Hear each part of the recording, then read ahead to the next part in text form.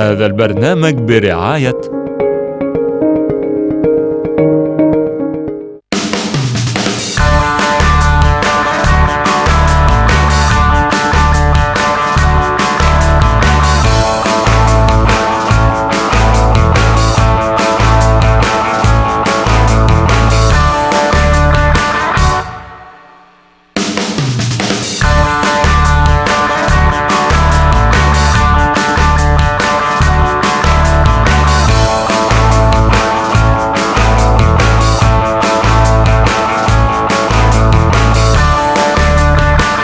ولسه بنلف وبندور ولسه بندخل محراب الفنون عشان نجيب لكم احلى النجوم. احلى النجوم النهارده في شرم الشيخ.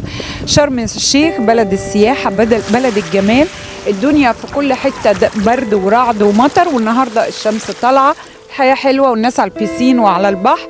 النهاردة حفلة لدعم السياحة. محافظ شرم مع محمد المسعود صاحب هوليوود، أكبر مسرح موجود في شرم الشيخ، عاملين حفلة كبيرة ومجمعين كل النجوم علشان دعم السياحة وفي حب مصر. هنعيش معاهم مع أحلى النجوم ومع كل محبي دعم السياحة في شرم الشيخ.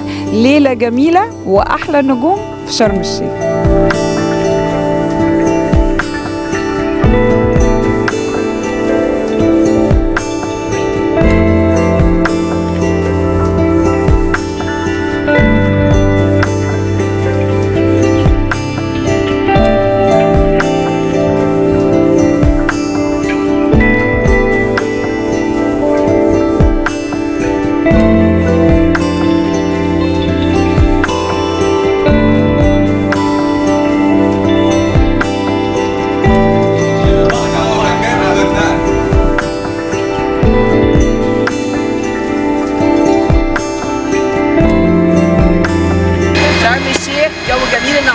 ربنا يستر ويفضل الجو جميل. ولا ايه لازم مولع طبعا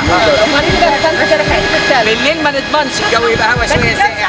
حلو. اي حد عايز يجي سياحه مصر يلا. سياده المحافظ عازمنا على الغدا دلوقتي، وبالليل في الحفله بتاعت المهرجان، وان شاء الله تبقى حاجه ناميه.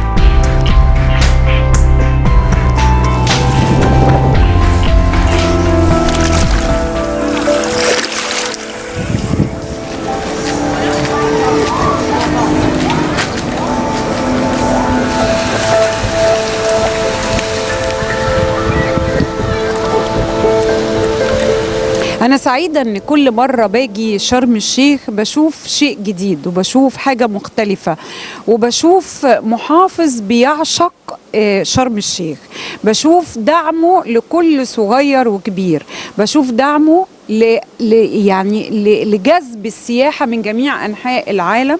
بشوف قد إيه واقف مع رجال الأعمال اللي بتبذل مجهود كبير لإحياء السياحة ودعم السياحة.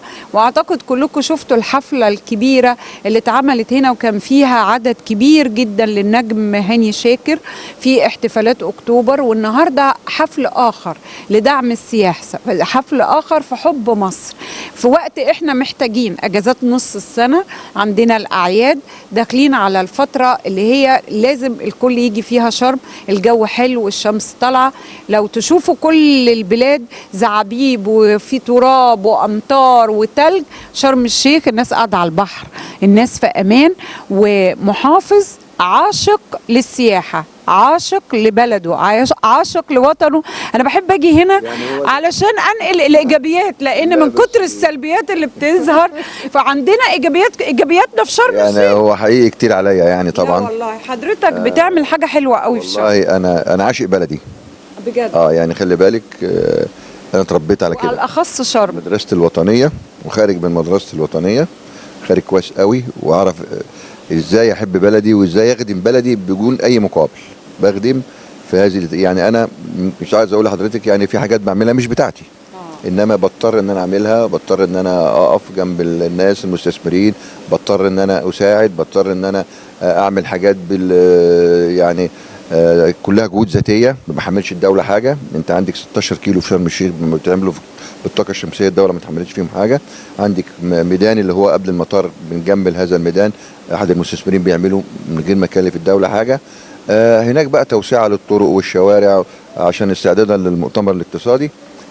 احنا النهارده المناسبه اللي احنا موجودين مع حضرتك فيها باذن الله، النهارده حاولنا نجيب مجموعه كوكبه كويسه من الفنانين، وحفله في حب مصر، مهرجان النهارده في حب مصر، ممكن مشرفنا السفير الكويتي النهارده كمان ايضا، دي حاجه جميله. دي نقدر تقولي بقى تسخين لاجازه نص السنه، ولادنا بقى يخلصوا امتحاناتهم واحنا مستعدين نستقبلهم ونرحب بيهم في هذه المدينه الجميله، لان السياحه الداخليه برضو احنا بنشجعها، وعايزين ولادنا وعايزين اهالينا يجوا هنا ويسعدوا معانا ونسعد بيهم. عايزين اشقائنا العرب، وانا بنادي اهوت، ويمكن معايا سفير الكويت. سفير الكويت انا انبسطت ان فيه، ومعانا كمان شاذة من الخليج قايله لها النهارده عايزاكي تعملي دعايه في الخليج كله ان شاء الله، يعني. لان احنا فعلا عندنا مشكله في السياحه الاجنبيه، عندنا مشكله في السياحه الروسيه، انت عارفه مشكله الروبل وانخفاض الروبل قصاد الدولار، ده خلى السياحه الروسيه 50% ضايعه من عندنا، عشان كده الموسم مش قوي ما نجحش. فبنقول لا، احنا العرب في وقت الزنقه بيساعدونا، بيقفوا جنبنا، فعايزين اخواننا واهالينا يجي يقضي هنا بلده، هنا مواطنين مصريين زيه، هنا هيسمع الاذان، هنا الجو كمان وكل حاجه موجوده. انت عارف حضرتك النهارده الشمس طالعه طول النهار، يمكن انا شايفه الناس قاعده على البحر، يعني انا طالعه في مصر وحضرتك جاي تلج، واسكندريه فيها تلج، اسكندريه مكسيه تلج. الناس كانت قاعده على البحر، والفنان سمير صبري بيعمل برنامج بتاعه وصورهم، صور الانجليز وقعدوا يتكلموا معاه وقالوا شعر. فبنقول احنا محتاجين الدعم من اشقائنا، محتاجين دعم من ابناء مصر المخلصين، برضو اهلا وسهلا بيهم. يمكن الحفله دي النهارده بدايه للموسم اللي هو هيبدا بتاع نص السنه، لان عاملين برنامج كبير جدا. نيجي بقى موسم شرم بيبدا من ديسمبر مع بدايه راس السنه، بينتهي لغايه يمكن اوائل ابريل، اواخر ابريل. هو ده احلى وقت لشرم، احلى وقت واجمل وقت، ما انكيش منافس. ليه؟ الدول لما تيجي تبص بره كده تلاقي كل الدول فيها تلج، روسيا مغطيه التلج، تركيا مغطيه التلج، الدول الاوروبيه مغطيه التلج. فده موسم ان انت تيجي، هم يجوا يتبسطوا، ياخدوا شمس، بيبقوا ماشيين في المطار بيعيطوا. ليه؟ اخدوا طاقه هنا، وخدوا مننا عندنا هنا الشمس الجميله والدفء الجميل، وبعدين بيركبوا طياراتهم بقى بيفتكروا ان هم راجعين للتلج تاني فبيبكوا. فهنا انت ما عندكيش منافس كتير قوي في الفصل ده، من 12 ل 4 ما عندكيش منافس كتير. بيبدا المنافسه بقى في الصيف، عندك بقى الشواطئ، السواحل الشمالي وفي مربيه وتركيا، كل ده مش كل ده لبنان، فبيبقى ليكي منافس. عشان كده احنا بنقول هو ده وقت شرم. يبقى انا كمان بحيي المسعود ان اختار الوقت ده مع اعياد المسيحيين، اجازات نص السنه، داخلين على الوقت بقى بنعلن بقى عن الاحتفالات اللي جايه ان شاء الله في نص السنه. بنعلن ان احنا ان شاء الله يعني المؤتمر الاقتصادي شغالين فيه كويس قوي، زي ما انت شايفه، بنوسع شوارع، بنخطط شبابين تخطيطها، بنعمل تشجير، بنعمل تجميل الشارع الرئيسي اللي هيبقى فيه قاعات المؤتمرات، بنوضب الاماكن، بنعمل يعني ميادين جديده. والمستثمرين على فكره ما بنكلفش الحكومه حاجه، احنا اللي بنعمل الكلام دوت، المستثمرين بتوعنا هم بيساعدوا، وكانهم بيعملوا حاجه لتحيا مصر. فدي تحيا مصر برضو، ان هو بيساعد معايا، بيدفع. يعني في واحد دفع 6 مليون، في واحد دفع 10 مليون في حاجات انا ما بتدخلش. يعني هو الطاقه الشمسيه هو بيتعاقد مع الهيئه العربيه للتصنيع، الهيئه التصنيع وبيدفع لها، والهيئه التصنيع بتيجي تكمل ال6 كيلو اللي باقيين، ده الفور سيزون. احد المستثمرين بيعمل ميدان، هو جاب الناس، هو جاب شركه المقاولات، هو بيعمله، هو اللي بيصرف. دي كلها حاجات احنا بنقول هتدعم السياحه وهتنجح ذاتيه لصالح بالظبط كده. المؤتمر الاقتصادي مش نجاح بس اقتصاديا، ده انا عايز رسائل توصل للعالم من خلال المؤتمر، فرصه. شوف جايلك كام دوله، كام بلد، كام رئيس، كام ملك، فرصه كبيره جدا، وكل واحد جايب وفد معاه، كل واحد جايب الكاميرات بتاعته معاه، كل واحد جايب الاعلام معاه. كل ده ما ينزل يصور لما يشوف الجمال ده كله هيروح يقول، هيروح يتكلم. دي رسائل بقى ببلاش، دي رسائل ببلاش. واحنا عشان كده بنهتم جدا في الوقت الحالي. يمكن انت شايفه بعض الشوارع احنا مكسرينها وبعض الميادين بنوضبها، انما احنا كل ده محطوط له خطه زمنيه. ان شاء الله بنهايه يناير هتخلص عمليه الرصف، ثم نبدا في التجميل فبراير، ثم نبدا نجهز نفسنا بقى تمام الاستعداد والكلام ده كله اعتبارا من اول مارس ان شاء الله، ونبقى جاهزين لاستقبال هذا المؤتمر الضخم الاقتصادي. يا رب ينجح اقتصاديا وينجح ايضا سياحيا وهكذا. ده اللي احنا بنبصر. حضرتك بتلاقي وقت تنام؟ لا تلاقي وقت تقعد على البحر الجميل ده؟ لا ما بقعدش يعني البحر. يعني مش معقول انت قاعد هنا بيقول لك طباخ السم بيدوب. انا اقول لحضرتك انا من اغسطس 2011 انا لا انا بشوف البحر يعني. لا تنزل كده تستمتع بشرم. لم انزل البحر لمده 5 دقائق.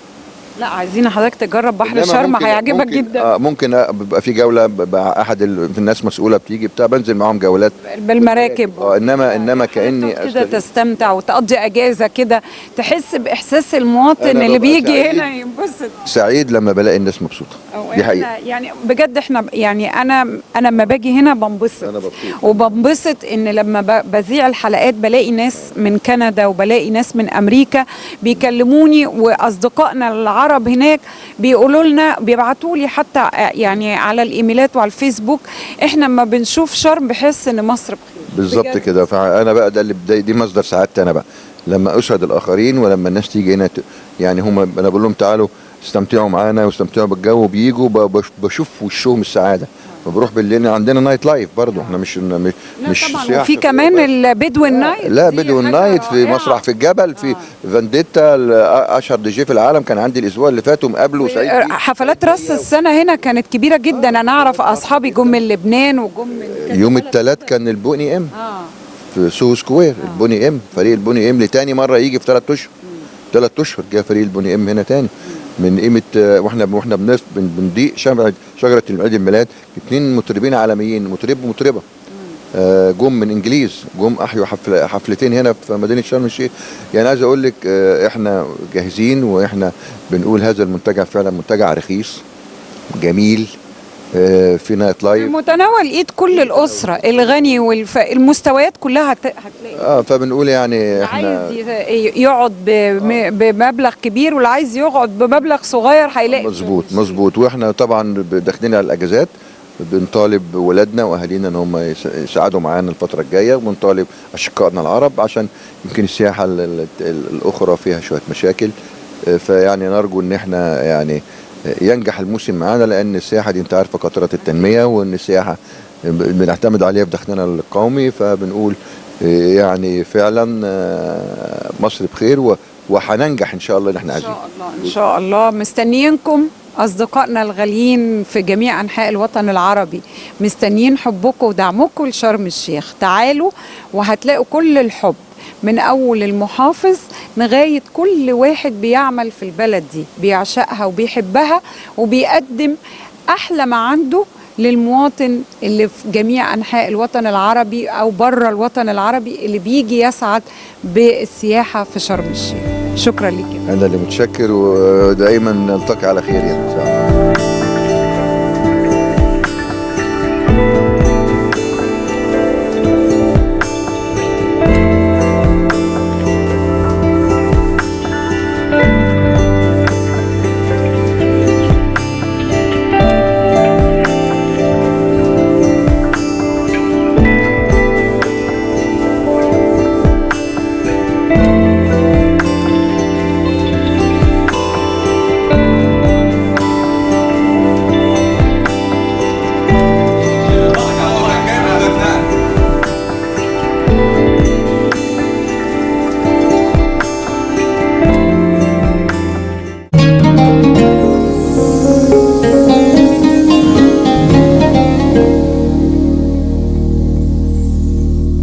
هذا البرنامج برعاية